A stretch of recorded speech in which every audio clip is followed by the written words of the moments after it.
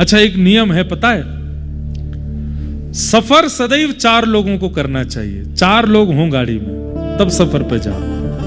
उससे क्या हो, मन लगा रहेगा। एक मजाक कर रहा है, एक लड़ रहा है, एक रूठा बैठा है, और एक अगर बद्रीनाथ आए तो वमन करता आ रहा है। चारों में मन लगा रहेगा।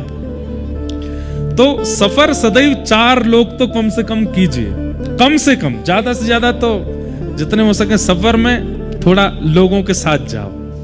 क्यों? क्या पता क्या परिस्थिति बन जाए रास्ते में, कौन किसका सहायक बन जाए। सफर 4 लोगों के साथ करना चाहिए। भोजन 3 लोगों को करना चाहिए, कम से कम 3 लोग साथ में बैठे।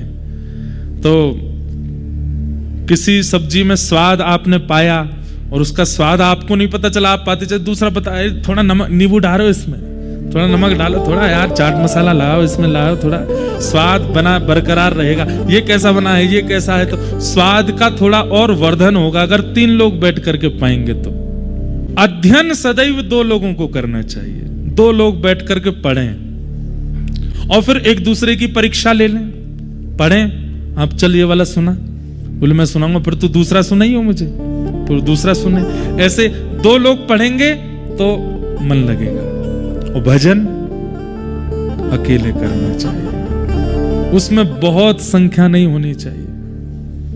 अगर आप सोचेंगे कि भाई चलो 10 के 10 लोग चलो गंगा जी में भजन कर, कोई नहीं करेगा भजन। कभी किसी को कुछ हो रहा है, किसी को चेटी काट गई, किसी को कुछ हो गया, किसी के बाल इर्ज गए, किसी को कुछ लग गया, कुछ ना कुछ होता ही रहेगा।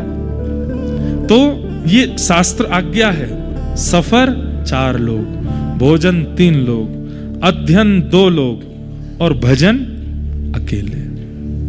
भजन अकेले करो, क्योंकि भजन में आप जितनी ज्यादा संख्या रखोगे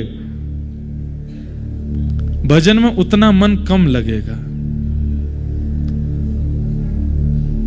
हमारे पाठक जी इतने सब संख्या में सबको लेके आते हैं काशी से कथा सुनने के लिए, पर कहीं ना कहीं इनका आधा समय तो चिंता में ही निकल जाता होगा। कोई कभी किसी को कुछ हो गया, कोई आके शिकायत कर रहा है कंबल में ठंडी घुस रही है भीतर, हीटर लगवाओ, ये नहीं है वो नहीं है, ये हो रहा है, रसोईया भोजन नहीं बना रहे ढंग से, नमक ज्यादा डाल देते हैं, रोटी ऐसी बना रहे हैं। अरे भाई कथा सुनने आए यार, सुन लो। अरे वो बुआ जी वहां गिर गई हैं, पाम में लग गई उनके, चाचा जी के सिर में दर्द हो रहा है, वो बुआ की नातनी की बेटी की पोती आई है, उसको ये हो गया है। तो जितनी संख्या, लेकिन इसका मतलब ये नहीं संख्या लेके नहीं चलें, ठीक है, ये तो पारिवारिक कार्यक्रम होते रहने चाहिए, पर फिर भी भजन अकेला अच्छा, एकांत में अच्छा। दत्तात्रेय कहते हैं मैं देख तो रहा था उस युवती को, क्योंकि विवाहिता कन्या तो बहुत चूड़ियां पहन के ही रखेगी, उसको तो पहनना ही पड़ेगा। वो विवाह के कुछ दिन बाद भी वो उतार नहीं सकती। अगर विवाहिता होती तो दनकुटा कुट रही आवाज हो रही तो उतार नहीं सकती, उसको करना ही पड़ेगा। लेकिन अब विवाहिता कन्या इसलिए मैंने गुरु बनाई कि उसके पास में ऑप्शन है चूड़ियां उतारने का। एक एक करके उसने उतार के एक पहन करके मुझे ज्ञान दे दिया कि जितने ज्यादा रहोगे उतना हल्ला मचेगा, अकेले रहो। अपने जीवन पथ में बंधुओं बहुत संबंध हैं हमारे साथ, पर फिर भी कल्याण हमारा होना है।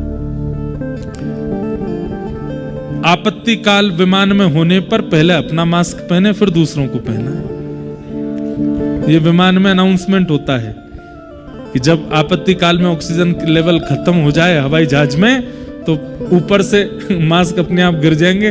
पहले अपना मास्क पहने, फिर दूसरे को पहना है। तो पहले भजन के मार्ग में अपना कल्याण कर लीजिए, फिर दूसरों की चिंता कीजिएगा। मैंने सीख लिया